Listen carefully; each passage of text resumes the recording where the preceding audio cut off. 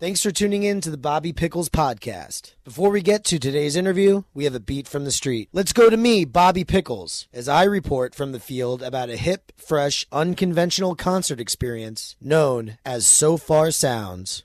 FatEnzo.com, FatEnzo.com, FatEnzo.com, FatEnzo.com. They come in droves from throughout the New York City area, about 80 people plus. A sizable turnout in regards to the modest venue, a somewhat spatial flat located somewhere in Greenpoint, Brooklyn. Up until roughly an hour ago, nobody had a clue of the coordinates of this impromptu concert. Until, of course, they received a friendly email from the show's curator, an English-born New York City socialite named Jody Bellman. Tell me a little bit about Sofar Sounds. Well, Sofar Sounds started in 2009 in London by a dear friend of mine. Hi, Jeremy. And people are just walking in as we speak. People are just walking into where is this taking place? Like, where are we right now? We are in Greenpoint in Brooklyn. Not going to give you the address because it's secret. Right, but we're not at like a hi, venue. Charlie. No, we're in someone's living room, and the person is sick. I'm sorry about that. So we're in someone's living room. There's 4 guys that live here, and they've kindly given up their home for the evening to about 80 strangers and 5 unplugged bands. So this started in 2009 in London by a friend of mine. When I moved to New York, he asked me to start it here. And we basically do pop-up gigs in people's living rooms around the world. It's a global initiative. We're basically trying to bring up-and-coming artists into the limelight through a kind of new listening experience, not the general, like going to a bar and everyone's talking over everything and texting and taking pictures, and you can't really concentrate on the music. So we're trying to give everyone a new listening experience and a platform for the artists. What are the artists that you have lined up for this event? It's a secret, but I'll tell you. Please Don't tell tell me, anyone. please. That'd be great. So we're starting off with a band called The Spring Standards. Then there's a spoken word artist called Miss Weiss from Philadelphia. Then there is a solo female artist called Lady Lamb the Beekeeper. And then a band called Firehorse. And then last but not least, Pearl and the Beard. Okay. And how did you find all this talent? How did you find all these bands? Did you find them? Did you have help? Some of them come to me. Some of them are sent from one of the other 32 cities around the world. I used to go gigging like every night of the week, but now that it's become so popular, most of the time people suggest artists to me and they come to me, which is amazing.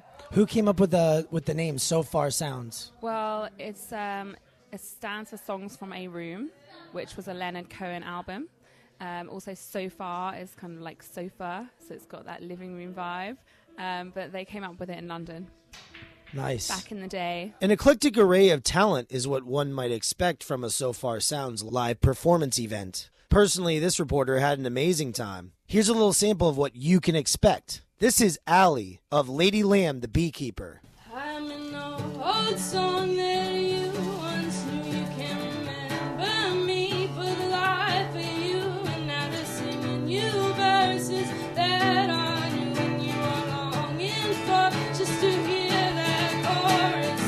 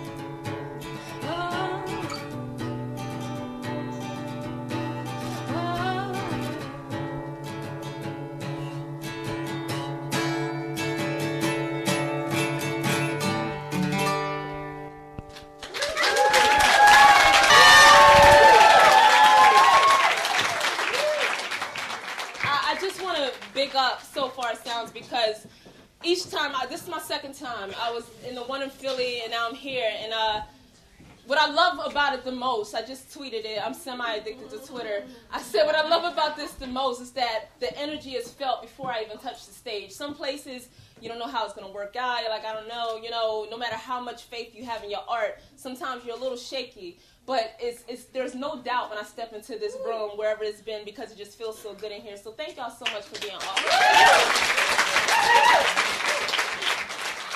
Meet Miss Alicia Wise. I go by Miss Wise. My first name is Alicia, last name Wise, and I am a poet, speaker, and all that lyrical stuff from Philadelphia.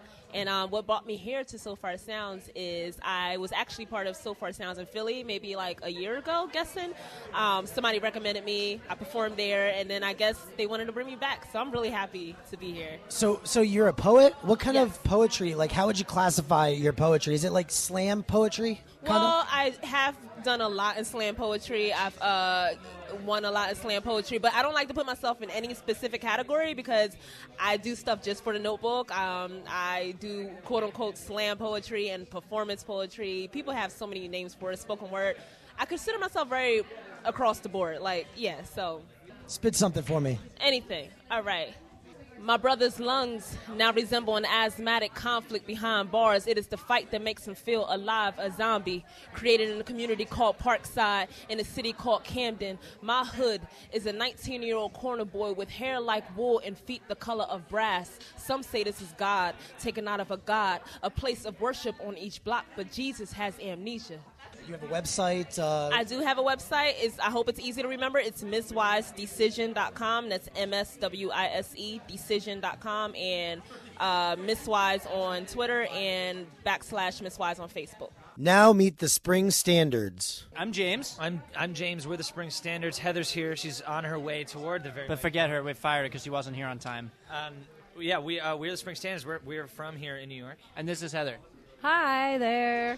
There we What go. do you play? James and Heather? Yeah, correct. I'm James Smith. We sort of switch off. I play guitar, a little bass, a little drum action, a little, this and that, trumpet occasionally. My name is James Clear. Play the drums, the guitar, and some other things too, but mostly those. And this is Heather, and I play keyboards primarily, but I also play drums and melodica and glockenspiel and auto harp and synthesizer and stuff. And Yeah. And we all and sing. you sing as well. We all Everybody sing. We all sings? sing. We're all the lead singer. How long have you been together? 5 years. 5 years, almost. Yeah, 5 years. How long have you been working with Sofar Sounds? This is the first gig. First time. First timers. Very green. Yeah. How did you find out about it?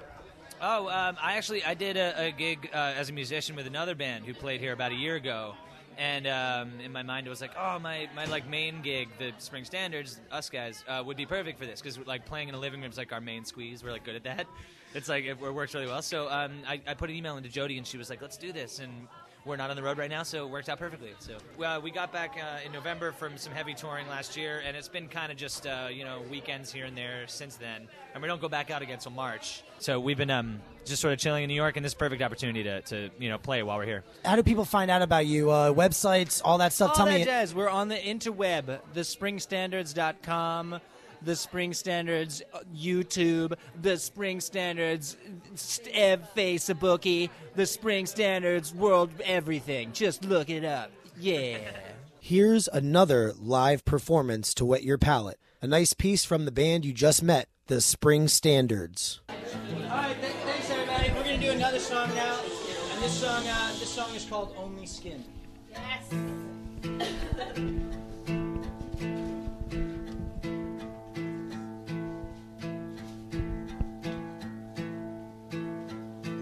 I'm leaving now, I cannot stay, I haven't got the time.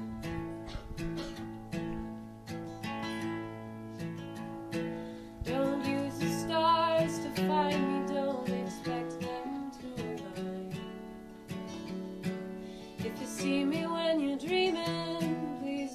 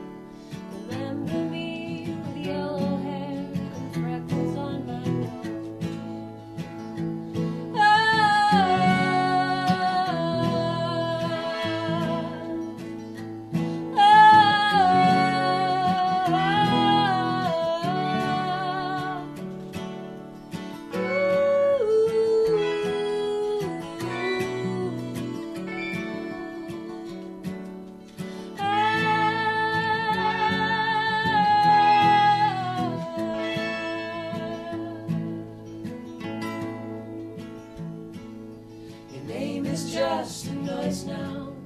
Your face is only skin.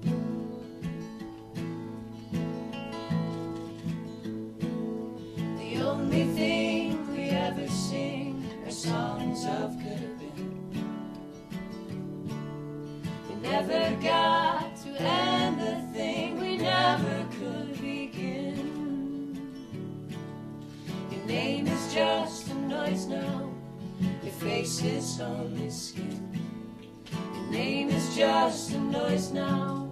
Your face is only skin.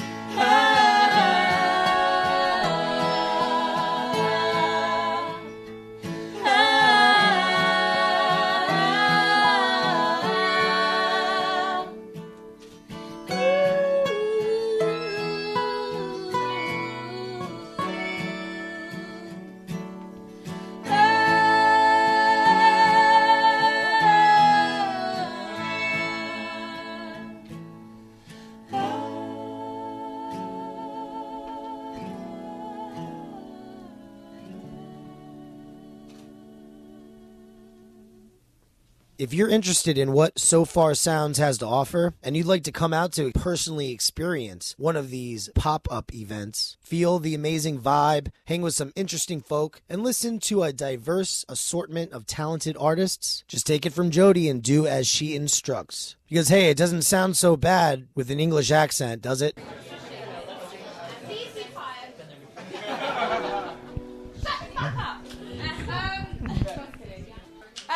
If you want to come to one of these gigs again, which I really hope that you do, I promise not to swear at you, go to sofarsounds.com and there's a little box there and it says subscribe next to it, and you click in the box and you put your email. It's very simple.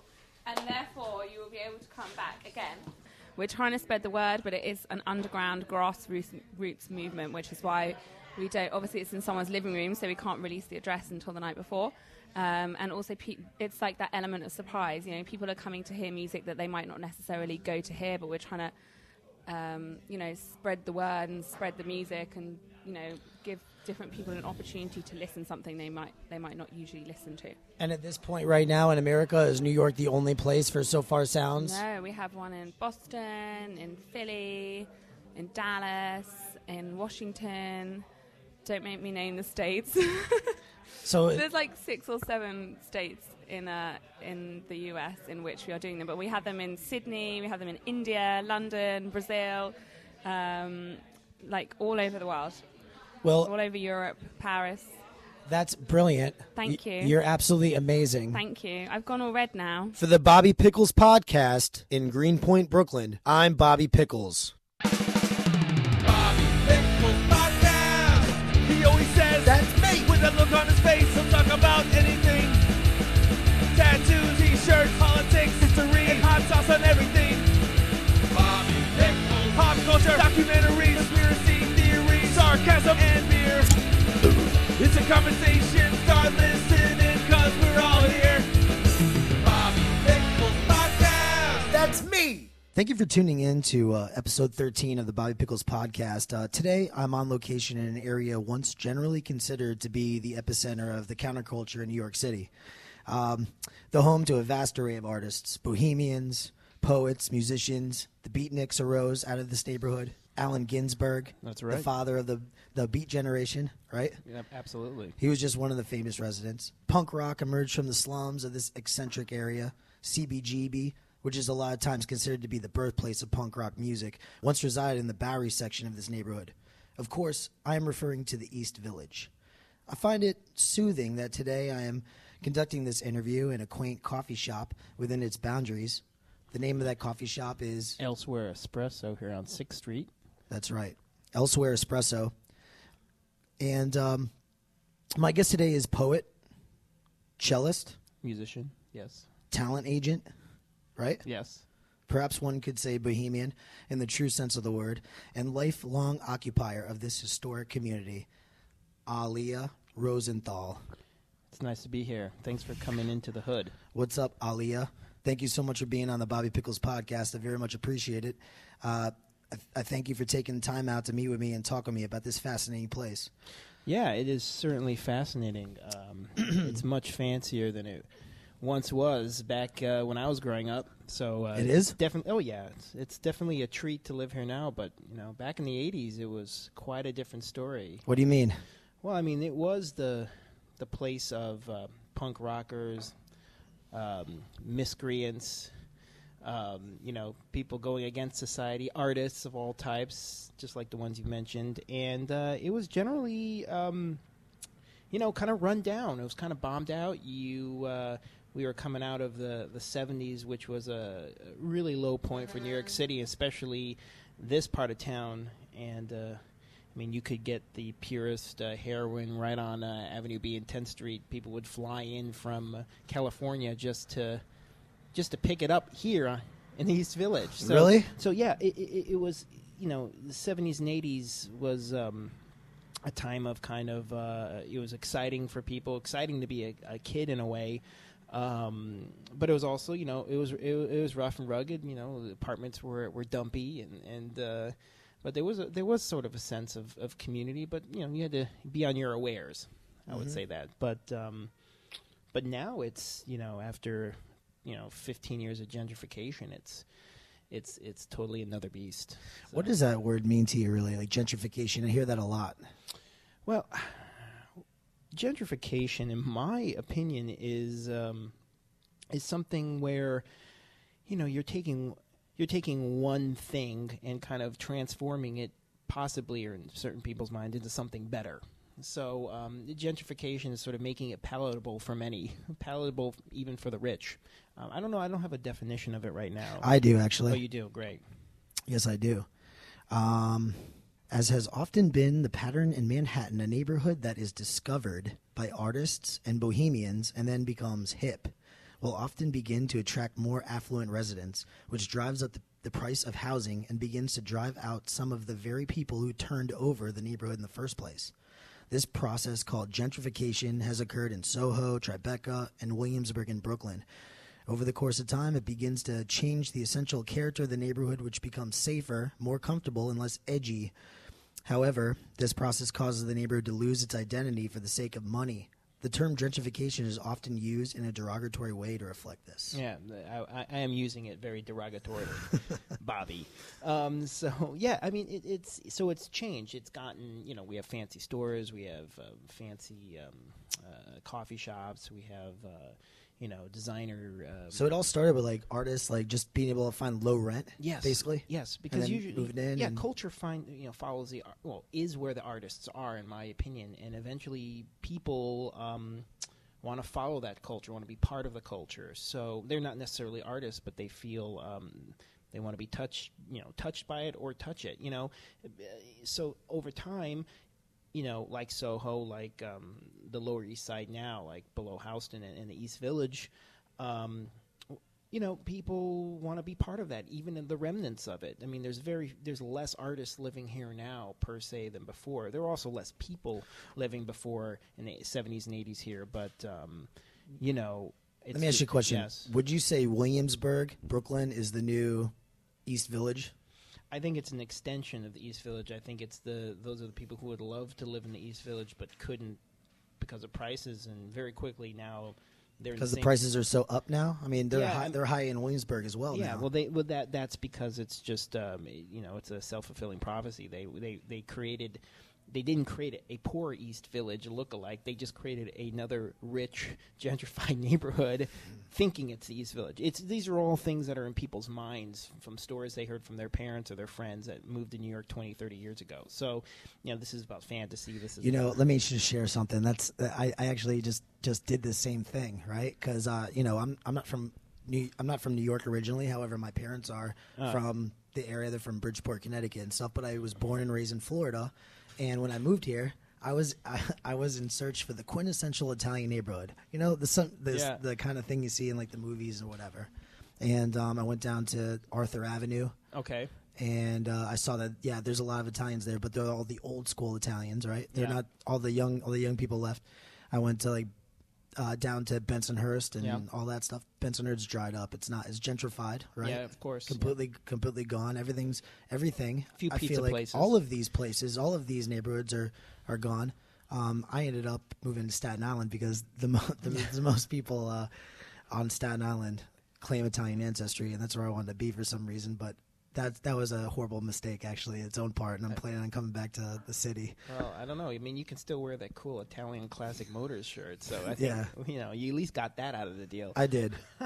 But yeah, I hear what you're saying. So gentrification has happened everywhere, all over the city. So all of those neighborhoods are dried up, and they're becoming completely different. Now, what do you think about that? Do you think that's a bad thing necessarily, or couldn't that be like a good thing? A little bit here. I mean, it's a new experience. It's a new community, right? Yeah. Well, it's a new community. I would say it's more, especially for the East Village, Lower East Side area. It's which I just want to also preference used to only be called the Lower East Side. Real estate developers during this gentrification split up the name from Lower East Side to East Village and LES. So everything from 14th Street and First Avenue, down to below Houston, like Allen and Allen Street, and even farther, like Delancey, that was considered all the Lower East Side. And then for real estate reasons, they made it to split. This above Houston was East Village, and below. Where exactly is the East Village? Can you explain the borders? Yes. Okay. 14th. I would say 14th Street, Union Square, that corner. But on the east side, East 14th Union Square, all the way to. I would say all the way down to the Bower and Houston, and then Bower and Houston all the way to Avenue D and beyond. So kind of like a square. I mean, general. And then when you say D, Avenue D. Avenue D, I read about this. Like that's referred to as what's called Alphabet City within the East Village, right? Because of the alphabet, they have the different Avenue A, B, C, D. Yeah. Is that right? I mean, it's an alphabet. Yeah, that's also was brought in the last when I grew up, it was never called Alphabet City. I mean, I never heard it. Let's talk about when you grew up, because that's an interesting thing for me. Where were you born? What hospital? Were you born here in New York? I was born here in New York on the Upper East Side, and now I'm forgetting the name of the hospital, but it was it's not there anymore. Maybe that's why I forget it. It was a maternity house, so it was kind of like it wasn't real doctors there. It was just kind of like maternity ladies. So I was born. I forgot the name of it, but I was born up there, and then I came right back, basically, essentially to 11th Street between First and Second Avenue. I grew up practically over Vignero's, which is one of the oldest Italian bakeries in New York, 1894. It's still there. We can go get a cannoli, hang out. But now you're getting me excited. Yeah. Well, I grew up smelling cannoli in the morning. I grew up smelling, the biscotti, it being baked, ready for the day, and cannoli was like, 75 cents or maybe even less. But I basically, in the village here where I grew up, was what was the oldest Little Italy, was the first Italian settlement in the United States. Right on the corner was Mozart's librettist, one of his librettists, who was Italian and also was buried across the street. There was a lot of Italian action with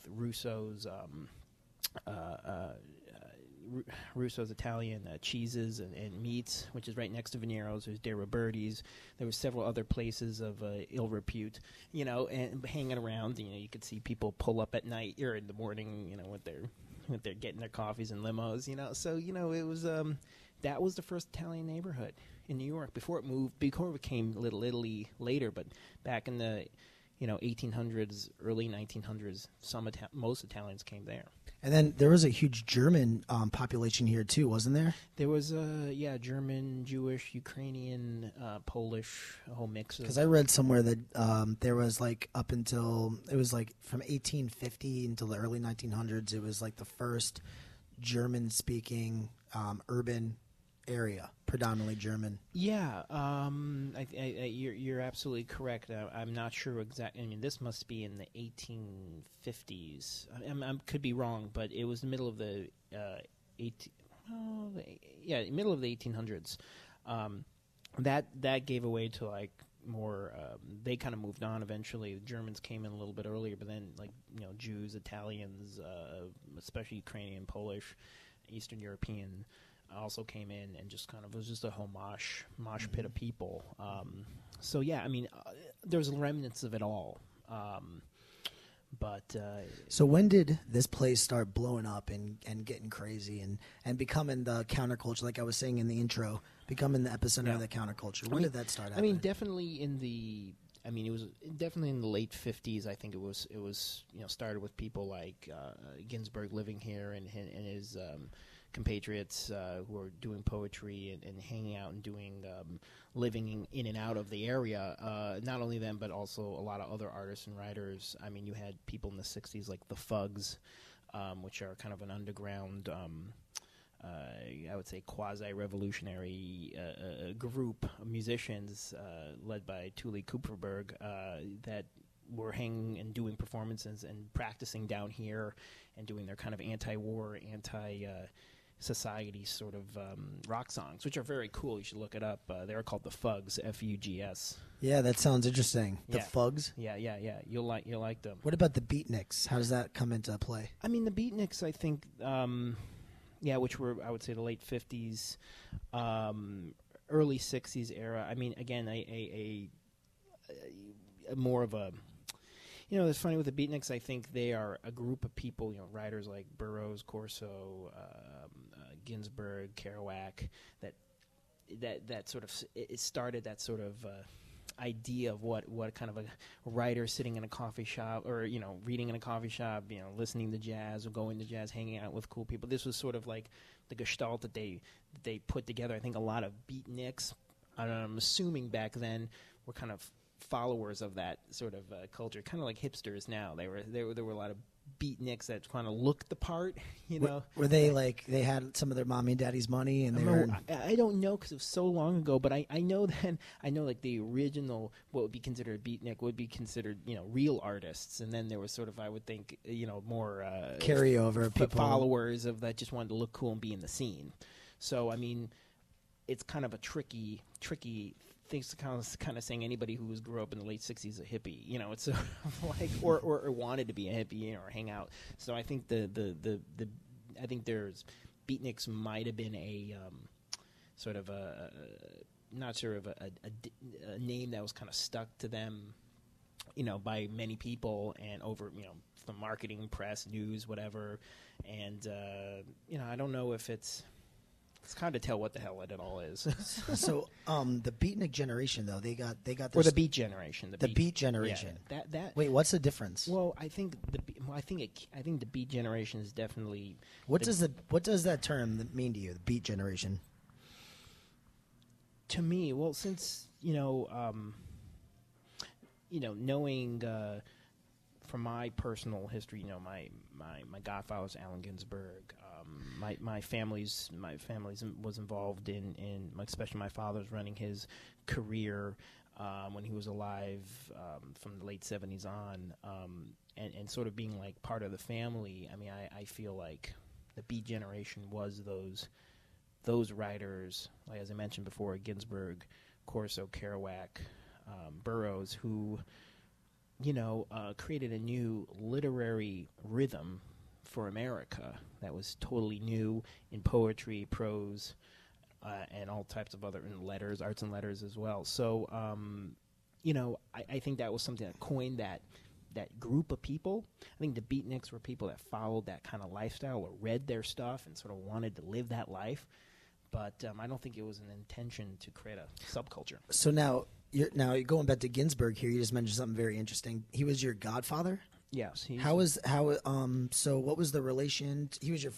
My dad ran his. My dad ran his. Basically, was his secretary and his.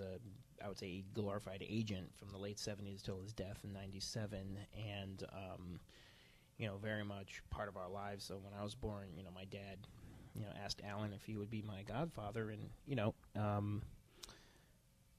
there it is. So I mean, I remember going to my dad's office, which was at Union Square, and hanging out with Ginsberg. But I would, do my homework or whatever, and there would be a lot of work done. Alan was doing a lot of touring. There was a lot of busyness happening. He was, the wanting of him coming. I remember my dad, booking a lot of shows all over the world for him, and it was just kind of an exciting time as a kid to be in that office and be up close to that sort of that world. So. I saw the best minds of my generation destroyed by madness, starving, hysterical, naked, dragging themselves through the Negro streets at dawn, looking for an angry fix. I just read an excerpt from what poem? Do you recognize it? How? Yeah. Of course. Yeah, well, That's right. I know there's just a new movie that came out. Well, it's not new, but came out about a year and a half. Talk to me about his style and technique in regards to poetry. What is free verse poetry? Free verse poetry. Well, tell me what you got. You got the No, I the don't. iPhone.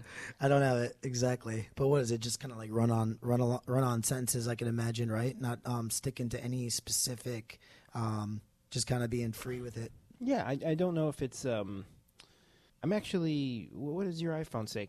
I know. I know a lot, but I can't stump the computer these days. Do you want me to look it up? According to the Wikipedia, free verse is an open form of poetry that does not use consistent meter patterns, rhyme, or any other musical pattern. It thus tends to follow the rhythm of natural speech. Yeah, exactly. I mean, my father, I would say, writes. He was also a poet. Bob Rosenthal also writes in that kind of vein too. So it's definitely something he does. It's I would say a New York style in a way. When I write poetry, I often do in the same manner. So it's not traditional in the sense you might see in a college poetry workshop book or something. So your father's name was Bob? Yeah, Bob. Just like mine. Yeah, Bob Rosenthal, right. I hate the name Bob. I really do. You know, I'm that's sorry. just 'cause Don't you be have offended. That's but- because you have a father named Bob. I know how you feel. Don't you? You do. But I mean, Which brings me to a question I actually had for you. How did you get the name Aliah? It sounds, it's very, I've never really heard that name before. Yeah. Can you talk about that a little bit for a second? well, I think it was a dark and stormy night. It was the late 70s. There was something in the air, man-made or not man-made.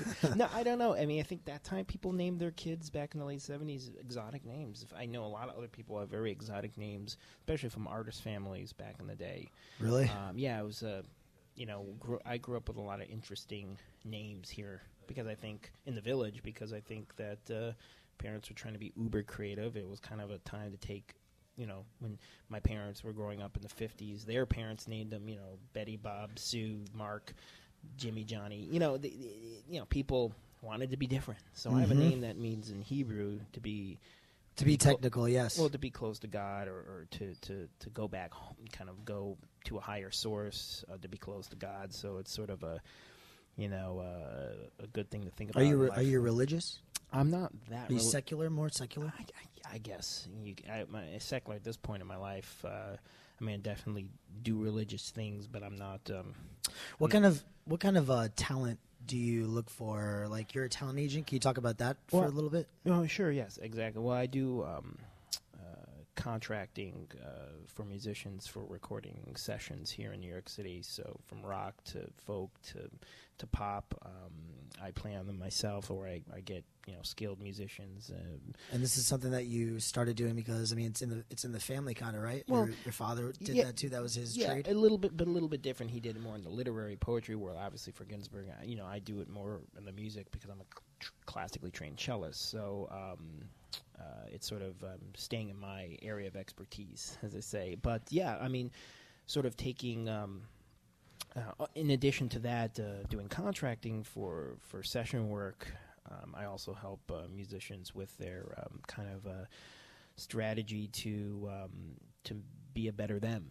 Sort of work on their business development, to be a life coach. Yeah, more like a business coach. More like see where they are in their career. Where they want to go. Are they doing too much, doing too little? That sort of is talent development, talent contracting. Sort of. Would you work with me? I'll work with you. Sure, Okay. Of course. I feel like I'm doing my first gig with you right now. That's right. It's very common sense stuff, but it definitely, when you're working with any artist or anybody with some creative talent, creatives can have a lot in their mind and want to do a lot of things, and it's about kind of channeling that. It's kind of hard. I have like restless energy, and I take on too much sometimes. Oh, really? That I could do adequately well, but I always want to do everything. Like today, for instance, I'm meeting you, right? And then I'm going. That's to do everything. Going to do another thing, you know, and then I'm gonna go back home and I gotta get these T-shirts done for that America's Worst Tattoos reality show that I'm gonna be on. I'll definitely be tuning into that. So much, right? It's so much. Well, that's it's the kind of life we live now. If you don't want to be kind of buttoned up lawyer type, where you're just yeah. I mean, that's sort of being the artist in yourself. Would you consider yourself a bohemian? A bohemian? Sorry. No, I mean, let me just, a bohemian, a socially unconventional person, especially one who is involved in the arts. No, I think because I think that's long past. I think once there's a kind of a name that has been turned into a... Once there's a name, it's too late, that's it. Once there's a name that's been turned into a clothing style, like bohemian chic. Never heard of it. You never heard? Well, it's big, and go down to Soho, go to any of the major stores, you can buy bohemian chic clothing wear. Once it's become like a look, it's dead. It's done. I mean, I think I think with the arts, there's nothing to rebel. I think they actually need help. They need people to actually be proactive, not rebel against them or rebel against the system. I mean, there's too much to do that. Because you were just reminding me when you were talking about that. If you don't want to be a suit, you don't want to be all these things. That's a conventional kind of occupation, And it seems like I mean, you might subscribe to be looking like that particular way or whatever.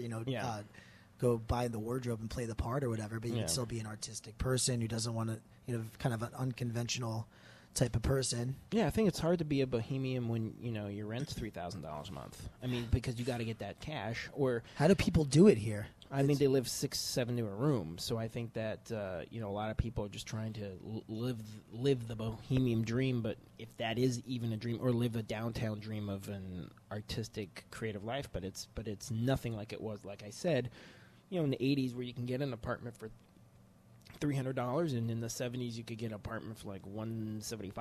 I mean, or even less. So, are there still people here that have decent rents? Yes, there are a few. There is a few. I had I grew up in a place that was about $500 a month up until like the early 2000s, which was rent stabilized. So it never really. It went from like maybe $350 back in the early 80s. I think we moved there in the late 70s, early 80s, and then when we got rid of it, or it was had to be turned over, it was the rent was still like $550. Talk about rent stabilized, because there's a lot of people out there that don't know what that is. That's just basically, they don't truly have it anymore, but the apartments that are rent stabilized, meaning that they're rents that are specially set aside at lower rates for people who can't afford it and who need to work and live in the city, and for whatever reason it's supposed to help stave off gentrification in a way, or at least keep a balanced community. Let's put it that way. I mean, that sort of how it was supposed to go, but that was starting to be phased out even by the late 90s. I mean, the rules change all the time. It's government regulated, and there are people that I remember growing up in my apartment on 11th Street. There was a guy who lived on the first floor, and you can pass there was rent stabilization, and I think different types of it, and he had a type where it could be passed from mother to son or something, and the mother moved into the place maybe in like the 40s or the 30s, and then she passed it on to him, the apartment, at the same rent stabilized price, which might have been about $45. We're talking like the 90s, like a guy living in the East Village for $45 a month. Oh my God, that would be so awesome, wouldn't it? That would be so great. I mean, yeah. Are you in a rent stabilized place right now? I'm not, but it's. Do you know a lot of people that are?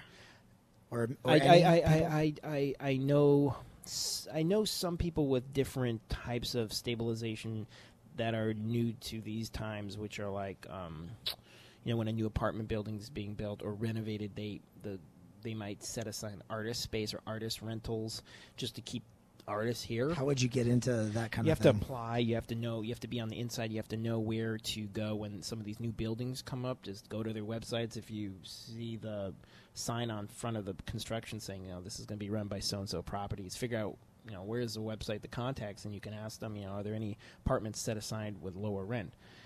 That's really how it happens. It's not going to be advertised on the internet. You have to go out and try to get it. I gotta just kind of hustle on the street and see. But it's not always the case, and everything's different.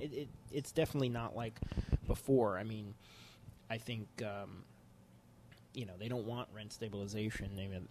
They don't want it here in the city because that's just going to bring less revenue, and that changes the community. That creates that only can allow when rents are that high to 2,000 above. It's you're getting lawyers, doctors, and bankers. That's who your neighborhood's going to be. Not necessarily the best for like community making, but Talk to me about preservation. Are you active in any local community groups? There's a lot of landmarks around here, right? Historical landmarks and such, right? There are, and there are a lot of people involved with them. Not only landmarks, but also gardens too. That's right. I read somewhere that out of like 600 and something little community gardens, there's like 10% here. Yeah, I mean they're very much. There's a lot of good people on them. There's a lot of very dedicated people. I try to support and go to their events. They often have events in their gardens, or they have fundraising events.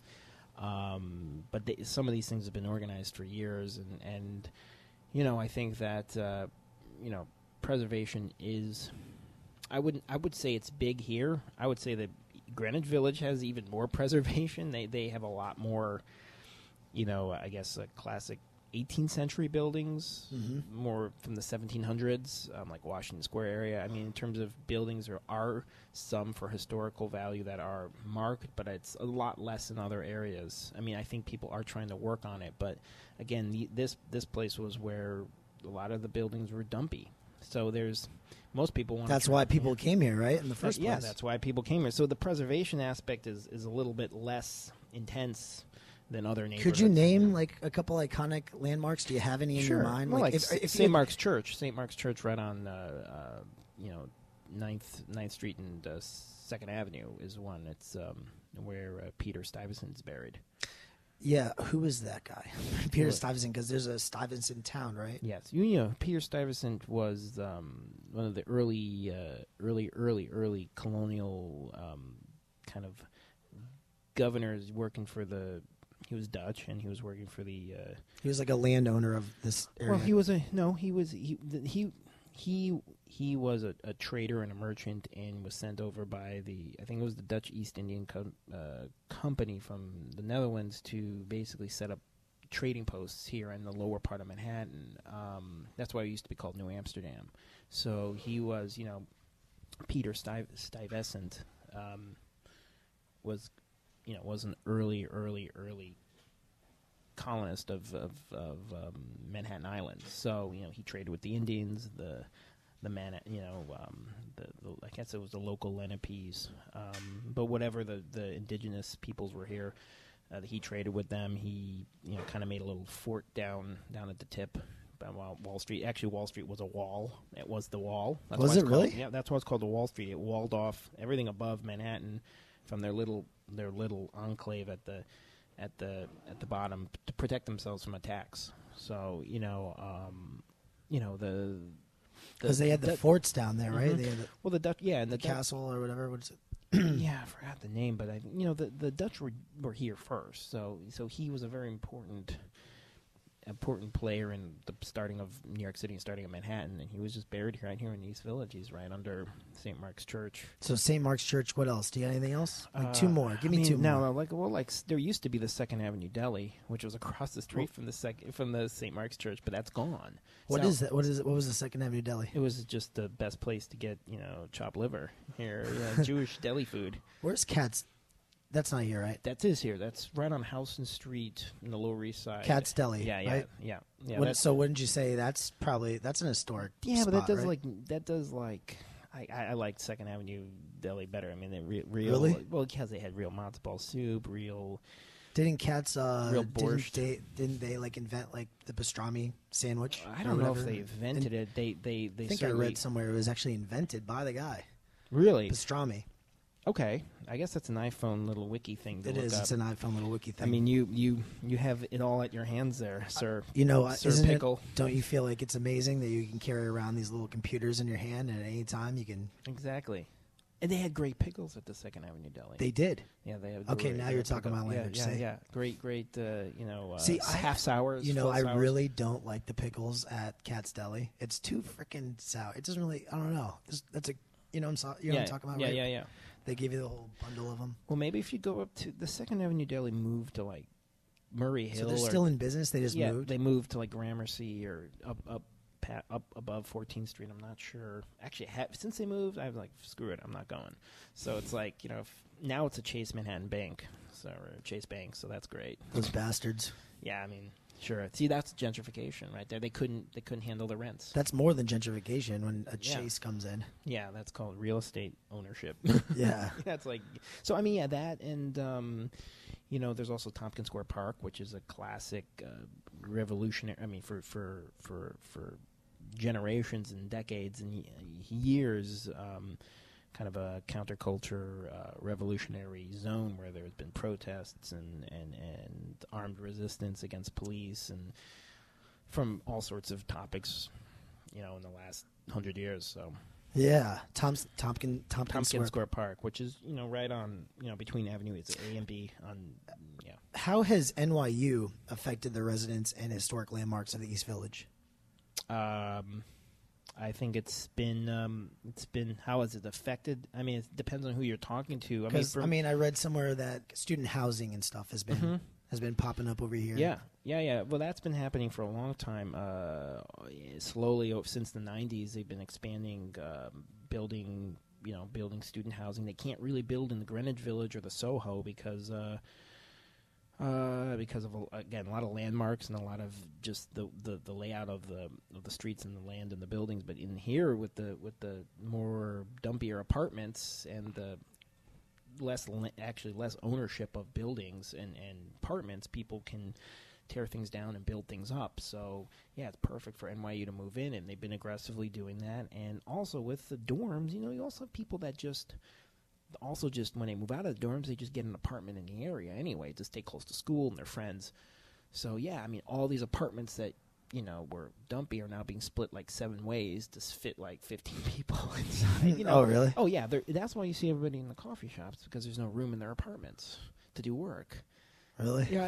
If you go to some of these people's apartments, they're like living in like a corner or living on a double bunk bed. I mean, it's just squeezing anybody they can in any space just to be here in the village and be close to school. And NYU with their their growing student body, they have nowhere to go but this way.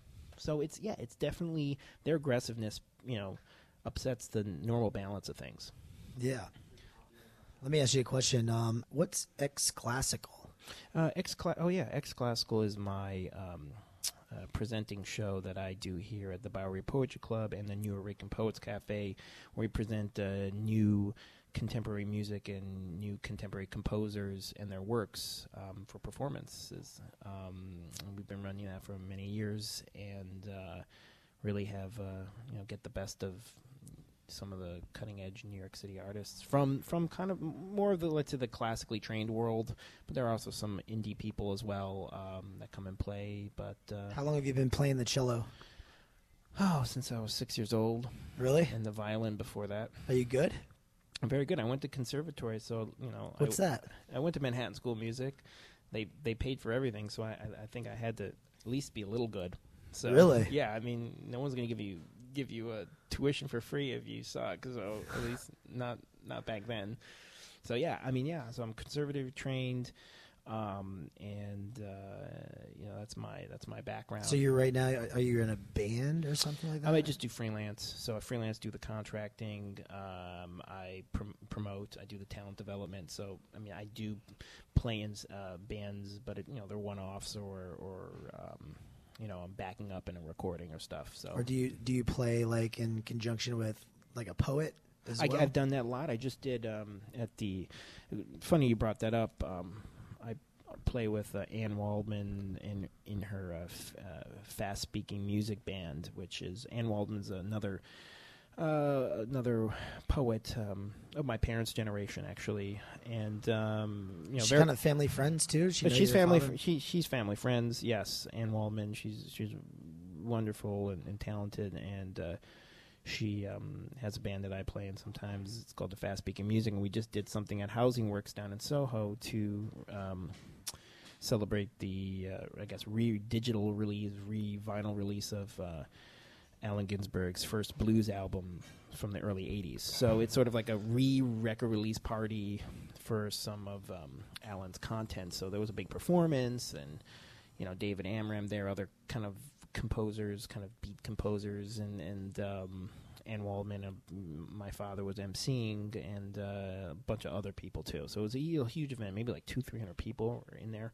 So it was very unexpected and great. So. Ginsberg was really like unconventional, right? I mean, speaking of unconventional, he's probably the king of it, right? Yeah, I mean, I think he's one of the standard bearers in our society, at least from the post World War II society. I mean, he really he was. Because like we were talking about, he was queer, and he was definitely writing poetry that was bucking up against the social structures and even the legal structures. If you the latest movie that came out, or documentary by called Howl, starring James Franco. It's an actual movie. It's a documentary where he's movie documentary. Kind of, and he's just in it. Well, James Franco plays a young Allen Ginsberg. Okay. So they go through. It's called Howl, and it's about the creation of Howl and the trial. There was a trial for obscenity. Right. And that's one of the precedents for like free speech. Yeah, exactly. So there was a whole movie about it. You can check it out. It's really I imagine wonderful. he's done a lot for gay rights and free speech. Right? Yeah, they just by his writing. And he was like very sexually explicit with homosexual things. Yeah, and he was also active. He was a big activist, so he was very much involved with politics and working with activist organizations, getting involved. So throughout since the 50s up until his death. I mean, was there any awkwardness at all? He's your godfather. He's queer. No. Quite the opposite. I never, never knew what gay was, or this wasn't never crossed my mind even once. I mean, a lot of people are, there's all sorts of. I think I grew up in such a open environment where everybody was welcome. You just don't think of these things. And then me, I'm like the polar opposite. I'm from the redneck beaches of Tampa, Florida, which is, right. Totally the polar opposite of South Florida, Miami, and, right. West Palm and all this stuff. So Tampa is that. Tampa. I grew up very, in a closed-minded environment. How did you end up the way you are, doing interviews and like getting nitty-gritty with the interesting stuff? Are you going to turn around on me? Well, just for a moment. Why not, folks? Yeah. No, I just... anyway, I mean, really, my whole point in that was I feel like since I moved here about 3 years ago, I reached a point. I remember at one of my day jobs I had, I was just looking around the room, and we're all talking and laughing and everything like that, and I noticed that I was the only white person in the room. Yeah. It was all black. It was, and there's homosexuals or whatever, like anything, and I didn't see any of it. And I didn't. I just saw human beings and stuff, and I had a major revelation. Wow. Yeah, because it's true. I grew up around it, and I always disgusted by it. How I call them rednecks. They're just the epitome of just rednecks down there. Really closed-minded people, Republican types. Yeah. And, I've heard of them. Yeah, you've heard of them. Yeah. You wouldn't classify yourself as a Republican type. No. Can we go political? I mean, or is that too personal or anything? Maybe we can go we can do anything. Would you consider yourself like a leftist, a socialist, a communist, or anything like that? Just I think a left-leaning Democrat. A left-leaning Democrat. I definitely. Politics is not off, but I think we pretty much the country's just made a decision. So I think we know where the country stands for the most part, even the 51%. That's right. So I mean, we'll see. We'll see how that goes, but I think, what do you think about marijuana legalization and for recreational use, like they passed in Colorado and Washington State? What do you think about that? Do you support that? I'm for states' rights, whatever, and federal rights too. I mean, federal rights too. That's the big thing. Yeah, federal rights and state rights. I mean, you shouldn't exclude both. But I wouldn't see there's any people get a lot of, definitely people with ailments get a lot of, they get a lot of help from that stuff. So, I mean, I think it's fine if people want to use it for that, and if it's legalized minimally at that. I mean, if it's legalized more than fine. It's like, I think every place. What about village rights? Like, why can't they just like pass it in the East Village? Village rights. Well, I think you can have a little bit of marijuana on you without being arrested. Now, I think you can carry a small amount on you. I'm not sure the rules, but it's. I think that it's going to come to New York eventually, but it doesn't seem like there even needs to be a law these days. There's going to be people that are going to do what they want. So that's right. Yeah. Maybe for the medical stuff, they need to get some policies in place. Talk to me about Cooper Union. Yeah, it's a topic that I know absolutely nothing about, and the little I did read very much intrigued me. However, it's like basically it's free. Oh, this whole thing. Cooper Union being a very elite engineering school here, right at Astor Place. They built some new buildings. They're building some new dorms. They're doing a whole bunch of stuff. I guess they're from what I know is that it had been generally free for students to attend. It was kind of it's an elite place. You got to be really good to go as an engineer. And I think now they need a little more money. I mean, they made expansions. They want to, or they can't afford it. To have everybody go for free or for whatever reason. So, what do I think about it? I don't really know how much they're asking for. I know some of the students are pissed, but and you can go there and you can see the signs like keep Cooper Union free. I don't know. I think it should stay free. I think, why can't we have some institutions that are, merit-based, And there's plenty of places you can, Phoenix University, we can drop, $100K and get nothing out of it. Yeah, so, absolutely nothing. So I mean. You bring up a whole thing that just really, I hate the fact that they have for-profit education systems like that really water down the meaning of an education. If you go to a brick and mortar school, like I attended or something, it just seems to mean nothing whatsoever right now. Well, the problem is the nonprofits or the state universities or even the private universities, I think, are acting more and more like for-profit universities. They might not be, but they're acting like, and they're using the same tactics. Really? Yeah, I do. I believe, because they're all in business together. They all know what each other's are doing. It's like, if you're a basketball player, you know what other basketball players are doing in their careers. You keep up with it. So I think that the trend is, I think these for-profit online schools are doing extremely well, and I think that a lot of other mainstream schools are taking note of it. I don't know, for good or for bad, but, it's definitely something to talk about, for sure. Mm-hmm. Yeah. So to sum it up, we're We're sitting here in this coffee shop. We're in the East Village. Yeah. This neighborhood's changed quite substantially since you've lived here. You've been a lifelong resident, right? I've been a lifelong resident. I mean, I've taken a few trips out to breathe, but you know, have you ever lived in a different neighborhood other than outside of the East Village? I did for a little time live on the Upper West Side when I went to Manhattan School of Music. So I did, which was funny because that was like even more rugged than East Village. That we were living in these kind of dorms that had like hookers and crack dealers, and it was like even that was 1996. So it kind of reminded me of home. But it was weird because it was in another neighborhood, and I was like, oh, they're not so different up here on the Upper West Side.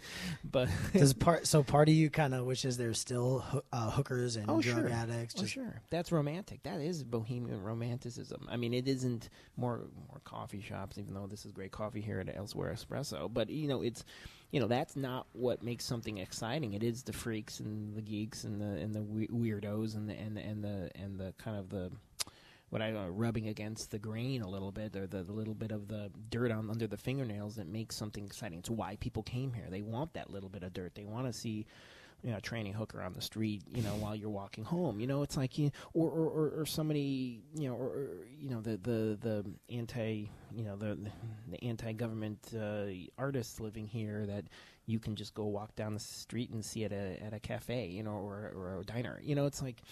That's what people come here for. Unfortunately, that's all gone. So it's, that's what I grew up with. That's what you grew up with, running away from, attack dogs that people had in their apartments, and they let them out into the hallways by accident and being chased up the stairs by German shepherds, or walking to school and going through my vestibule and there's spent condoms and crack vials that I had to walk over, or a homeless man literally sleeping there. You couldn't open the door. Or crack vials out in the public school, playground. These things are all gone.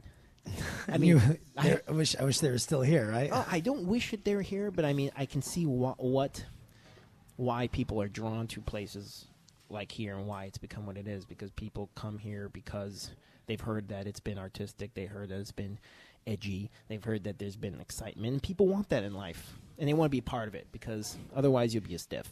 That's right. Yeah. So maybe some of these artistic trannies can come in and get one of these new apartment buildings, a rent-stabilized amount. Yeah. We need to attract more in here, right? It's probably not going to happen anytime soon, but the beautiful thing about New York is that it goes in waves. It goes in cycles, so it'll cycle back maybe in 30, 40 years. You think so? Yeah. Well, look, if you have a Sandy incident where half of the East Village was flooded, that'll scare people away. So it might, over too many of those, as global warming happens, it might affect the community, and people might not want to live here anymore. Also, that could be, we don't know, but if you look at New York history, from the beginning, it's always been up and down. Every neighborhood changes, ebbs and flows. So we're in a high time right now. So, right. Well, Aliah Rosenthal, thank you so much for meeting me here at Elsewhere Espresso. Yeah, thanks. In the East Village. Yeah, right. Right? Yeah, man. On 6th Street between 1st and 2nd Avenue. You got it, bro. And talking to me a little bit about the history of this neighborhood is very fascinating. It's very interesting. And thank you for having me. It's such a pleasure. And, if anybody wants to get in touch with me, they can visit the website chillplayers.com. What is chillplayers.com? Oh, that's just my contracting organization. It's just if people want to have musicians back up or play their albums or do touring, you can visit me there and get in touch with some of our players. And then what kind of players do you have? We have everything from violins, cello, winds, brass, anything that professionals that can do touring and do performance and do recording sessions. So. Awesome. So chillplayers.com. Yeah. Mm-hmm. If anybody out there wants to get in touch with Aliah Rosenthal, he's right there. He's a very eclectic person, and he's a good guy. And I was happy to talk with him here on the Bobby Pickles podcast. Awesome. Thank you very much. 1, 2, 3. FatEnzo.com. FatEnzo.com. FatEnzo.com. FatEnzo.com.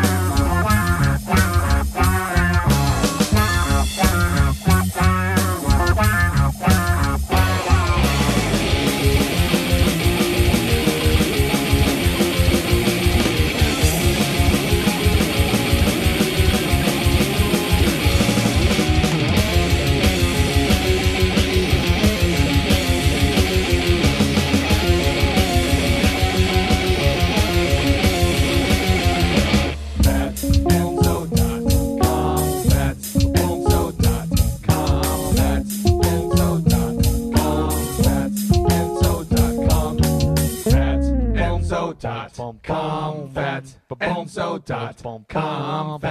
FatEnzo.com. FatEnzo.com.